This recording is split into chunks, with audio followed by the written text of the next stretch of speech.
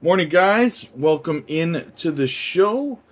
Let's get into the markets here right away. I was up pretty late last night uploading a video for you guys on Jasmy. Not a financial advisor, not financial advice. Make sure you guys do your research out there. Okay.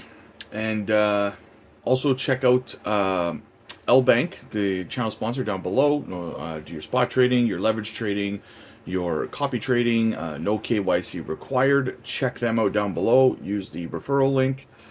And also, if you want to support the channel, guys, jump over to the member side. You get access to exclusive content, hidden gems, low cap gems, early projects. If you want to get in on that stuff early, check out the member side for that. It's only $4.99 a month, supports the channel. You also get the opportunity to have one-on-ones with me where we can look at your portfolio or whatever it is that you would like. And yeah, also you get to see what I'm buying, what I'm selling, when I'm DCAing, things like that in my own portfolio. So anyway, guys, let's get into it here. CASP is down 6.2%. Still a fantastic DCA opportunity there. XRP down almost 3%. Same as Cardano. Bitcoin is down to 26.5. Algo's having a 3% pump today. Tarax is down 1.5%. Mutable X is up another 22.3% today. Jasmy's up almost 2%. If I've got to go, my DCAs this morning, you guys, are going to have to be Optimism, Caspa, and Cardano. Yeah. Optimism, Caspa, and Cardano would be my DCAs this morning. What else do we got going on here? All right, let's have a look at the news here. I don't even know what to think of this whole BitBoy crypto thing anymore. It's at a point where I don't care, but it's starting to irritate me for some reason because I feel like both sides are like full of crap and the lying to both sides are lying about everything. It's like, because like, you know, you get this release from Hit Network yesterday saying Ben Armstrong says someone related to Hit Network named Carlos Diaz has threatened to unalive him and his wife. Hit Network, however, says Ben Armstrong is facing allegations of, and then it's like a list of 5 things he's facing allegations of. It just seems like, you know, I'm just not stupid enough to believe Hit Network. Like, they make this statement, and I read it, and they're like, you know, oh, Ben's lying about what he said, and they said something that caught my eye in their post. It said something about how Ben is failing to take any accountability or responsibility for anything that he's done, and then they list the things, then they make a list of accusations against him. But nowhere in anything I've seen out of Hit Network have they taken responsibility or accountability for anything that they've done. So, it's kind of like the pot calling the kettle black. They're like, don't look at what we're doing, look at what he's doing. And on Ben, it's the same thing, right? He's just pointing out, you know, everything that they're doing wrong. And I'm sure, like, Ben's probably more in the right than they are, in my opinion, from what I've seen. But I mean, I'm sure he's done things that he's, you know, same thing. So it's irritating me at this point, because why are we even talking about this stuff? Like, I literally am seeing full out videos by content creators of crypto, and the whole video they're talking about this situation. They're not talking about crypto at all. I'm like, what the hell? Like, I'm talking about this right now, but we barely talk about it on this channel. If you guys notice, we barely talk about it. We definitely don't dedicate entire videos to it, because it's not about crypto. This is stupid, right? So anyways, what do we got? 95% of NFTs have a market cap of 0 Ether. Once upon a time, several crypto community members were seen pouring millions of dollars into JPEG images of apes, punks, rocks, etc. However, the hype associated with NFTs fizzled out with the onset of the bear market. No significant improvement has been registered as of yet. Over the past 30 days, NFT sales on prominent blockchains like Ethereum, Polygon, Solana, Bitcoin, BNB, Cardano, etc. have dipped by 10% to 45%. A couple of chains, like Flow and Mythos chain, were exceptions. Partially, the number of buyers has also been decreasing. Sorry, parallelly. Parallelly. Recent research conducted by DAP Gamble revealed that the vast majority of NFTs are worthless. Of the 73,257 NFT collections identified, around 69,795 of them had a market cap of 0 Ether, the report pointed out. This statistic effectively means that 95% of people holding NFT collections are currently holding onto worthless investments. Having looked into those figures, we would estimate that 95% to include over 23 million people who've invested are now worthless. Similar to how the S&P 500 serves as a proxy to the overall health of the U.S. stock market, analyzing the top NFT collections could provide a better understanding of the broader market's condition. According to the study, more than 1,600 of the top listed NFTs are dead, with 18% being completely worthless. The $5 to $100 bracket was the most common NFT price. Ouch. Majority of NFTs remain unsold. The NFT market is currently in the midst of a demand-supply imbalance. According to DAP Gamble, the surplus of supply over demand is creating a buyer's market where potential investors are becoming more disconcerting, carefully evaluating the style, uniqueness, and potential value of the NFTs before making a purchase.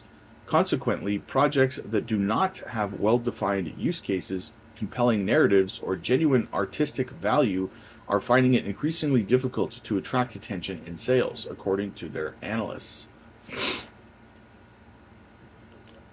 Only 21% were fully spoken for in terms of 100% plus ownership.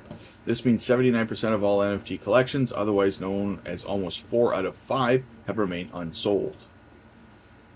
Given the current state of the market, several from the community have pronounced the asset class completely dead. However, DAP Gamble believed that the tides would eventually turn in NFT's favor.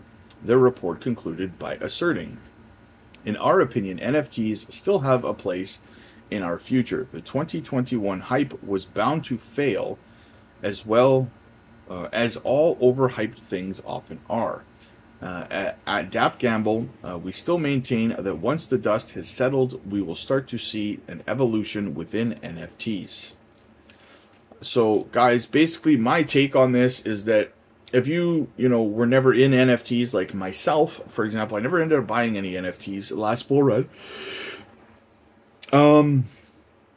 But that being said, doing your research, like doing my research, and finding NFT projects with solid utility or use case or something of that effect might be a good opportunity right now to scoop some up, because they are as low as they're going to go, basically, right? And as long as it's money that I feel that I'm not going to miss if I lose it, then it might not be a bad play to pick up one or two NFTs at the current prices to see what happens to them in the next bull run, as long as they have some sort of utility and use case to attract buyers to it moving forward, right? So yeah, just my kind of thoughts on that. Might be an opportunity in disguise, right? Cryptographer, the Caspa total supply is 28.7 billion, and the circulating supply is 20.7 billion. So over 70% of the total supply is already circulating. If circulating supply was 20% of total supply, that would be concerning. You want to see the coin as close to being fully diluted for the assurance that there will be minimal inflation going forward. BTC is 92% diluted after 14 years. Caspa is 70% diluted in less than 2 years, which is rapid compared to BTC. And considering the price is appreciating and demand is clearly there, any coins being minted are getting purchased. Furthermore, all Caspa will be mined by 2037, while all BTC will be mined by won't be mined till after 2100. Caspa is much more aggressive in its block rewards schedule than Bitcoin. And this shows the ambition and confidence behind the project. Just one more reason to be bullish on Caspa. JungleLink says, Discover Crypto's live stream this morning, 400 watching live. Ben Armstrong's live stream at the same time this morning, 2,000 and building. Oh, what were they thinking? What was your plan to replace Ben Armstrong's charismatic personality online? Who were you going to replace that large personality with? DZ? Seriously? That was your plan? You'd think they would have had some sort of plan to have someone with some level of charisma to replace someone with as big a personality as Ben Armstrong. But nothing. They think that TJ and DZ are going to, like, people don't care about you guys. Like, when Ben was still on the channel, let's go back to a year ago, okay, when Ben was on the channel. For their morning streams, I would usually tune in at work or something like that, and while I'm doing my paperwork and stuff, I'd have it playing in the background, right? But days that I put it on, and as soon as, like, DZ popped up on the screen or something like that, boom, shut it down. Not interested, right? Immediately. I never watched it because, you know what? I found that over time, guys like DZ and DJ or TJ or whatever the hell he's going by, they tend to FUD projects that they're not invested in, right? Like XRP, for example, right? TJ's always groaning and tutting and sighing whenever they start talking about XRP and stuff like that. And it's like, man, like, you're supposed to be doing like me, what I do, this is all opinion based for me. I cover a lot of news, but I'm, you know, you guys that are here, you're here to hear my opinions. Most of the people there, 1.4 million people that are going over there to watch their show, they're not there to know what project you like and what project you don't, right? They're not there to listen to you FUD projects that you're not invested in. Like here, all you guys know who have been here since day one or been here for a while, you have never heard me FUD a project. Never. I will never bury a project, never talk down about a project, and never call it a scam or whatever it is, unless, I mean, unless they do rug, but I don't FUD projects. If I don't like a project, most of the time, I just give a neutral, kind of unbiased opinion of it, like of the news. I'll cover the news on the project and give you the updates on it. I don't just FUD it. Right? These guys FUD, and that's why I always turned it off, because they FUD things. So whenever it wasn't banned on the channel, it was like, hey, what else is on? Because I ain't watching these guys.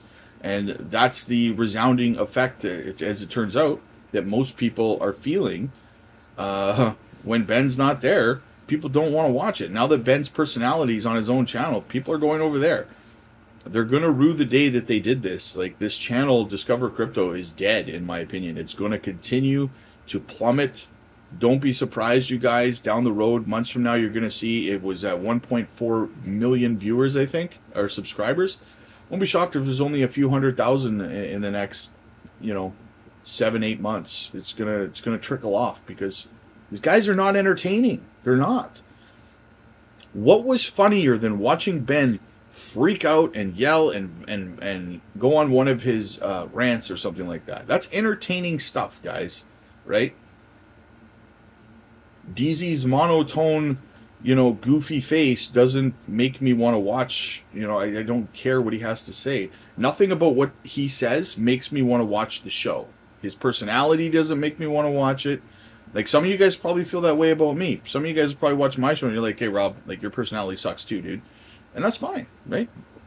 And the thing is, you don't have to watch. Just like I don't have to watch that. It's like 1.4 million people don't have to watch, and it's resulting in just that, right? Because, like I said, their live stream this morning, was at 400 viewers. 400! For a channel that has 1.4 million subscribers, only 400 people were viewing their live stream this morning. That's insane. Anyways, enough of that. Whale charts. Busan, South Korea's second largest city, plans digital assets crypto exchange for November. Another exchange popping off in Korea. I told you guys over and over again. Asia, the East, a lot of money is going to be pouring in from the East, guys. They are in love with Web3 over there, I'm telling you. What do we got? Turn the public against us. The public has already spoken, buddy. Oh, this is just Ben Armstrong. Yeah, I'm not covering any more of that. I've ranted enough about that. All right, crypto trading bot shuts down amid critical exploit. CryptoBot non-trading took down its Discord and Telegram servers. Token holders had a 30-day window to claim the rewards before the platform ceased operations. A Discord-based cryptocurrency and non-fungible token trading bot known as non-trading.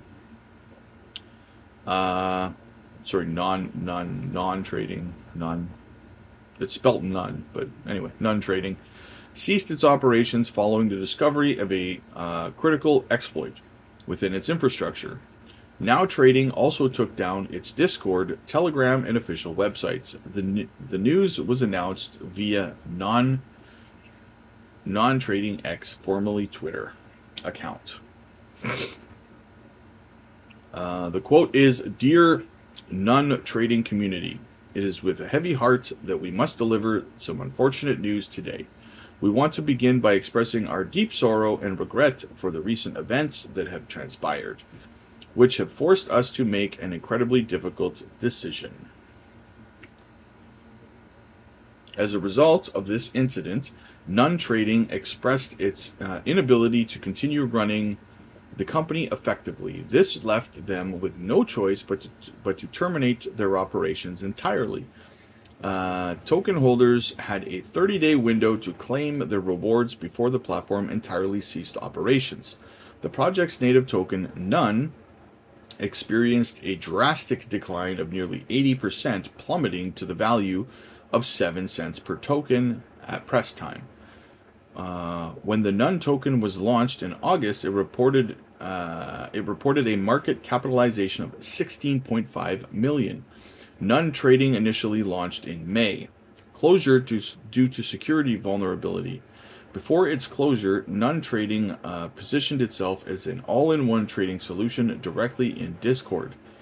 It offered users both free and premium trading options. The project's CEO, who went by the alias Carve, remained anonymous, but as per some sources, he claimed to be a 19-year-old actively involved in the NFT and token space since 2021. The community responded to the incident with skepticism. Telegram bot tokens under the radar. Certec, a blockchain security firm, recently cautioned against investing in crypto trading bots. On the 13th of September, Certec issued a warning on X, formerly Twitter, where they revealed that their data indicated a surprisingly high number of potentially fraudulent Telegram bot tokens. Certec had also issued a warning against investing in Telegram bot tokens, expressing concern that over 40% of these tokens could be potential exit scams. The surge in popularity of Telegram bot tokens, which have seen gains of over 1,000%, raised authenticity concerns. This article originally appears here. So, anyway, guys, I personally don't use Telegram trading bots. I don't know. Let me know if you guys have or if you do. If you're looking to do copy trading, guys, click the link down below and use the referral code, and you can do copy trading down at LBank No KYC required. Don't use these potential scam. You know, they say like 40% are scams and exit scams. So click the link, use LBank, the channel sponsor, do your copy trading down there. That's what I would say to that. Make sure you guys are smashing the like and the subscribe button. And like I said, check out LBank. Also, guys, definitely check out the members side. You're going to love it over there. We just uploaded a video yesterday as well. New content over there on another one that we think is a gem moving forward for the members. And also a big shout out again to Elizabeth, who joined as a member yesterday and is booking a one-on-one meeting with me this weekend. So definitely shout out to Elizabeth. Welcome aboard. And yeah, smash the like, smash the subscribe. I'll see you guys in the next one.